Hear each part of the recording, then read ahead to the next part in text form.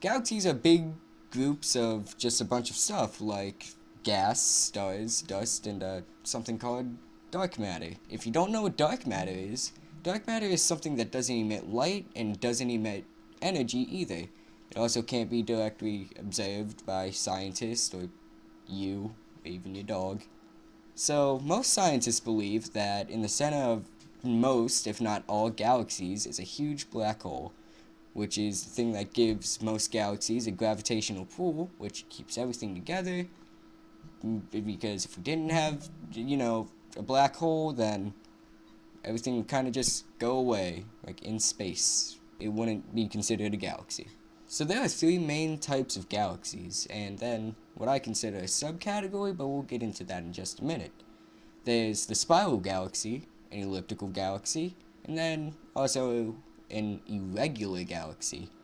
So let's start with the one that we should know the most, mainly because we live in it, the spiral galaxy.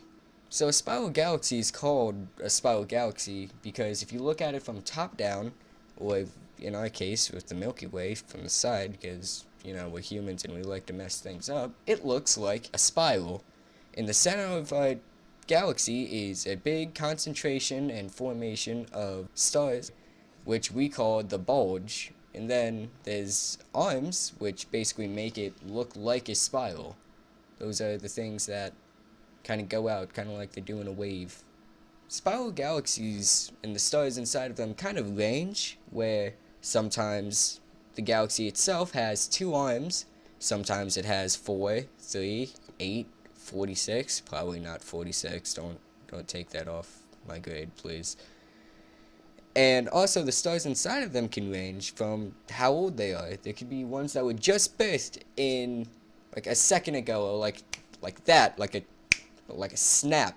And then there's ones that are like a couple million or billion years old. Probably like that, and it's like I remember back in my day I was a young whippersnapper. I liked to get in trouble and stuff. Moving on to the second type of galaxies, we have elliptical galaxies. These ones aren't really too interesting, but these galaxies can range from shape, and what I mean by that is that some of them kind of look like eggs, where it's almost a circle, but not quite, to looking like an oval, like an elongated circle. The stars inside of this type of galaxy are generally older, however not all the time.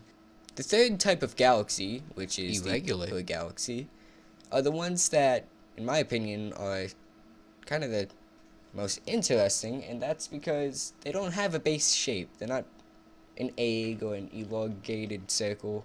They're not a spiral or anything. It's just a mess. It's kind of like someone dumped a bunch of sprinkles everywhere and decided not to clean it up. And what scientists think most about why it's like this is because it used to be either a spiral galaxy or an elliptical galaxy, but at some point something messed up the gravitational pull, and they all kind of just started to spread out a bit. These galaxies are typically the smaller of the three types. Galaxies are generally put into groups, which is exactly how it sounds, where you get like 40, 50, 60 galaxies. You put them in a group, you name the group, and there you go. You have your group of galaxies. All good.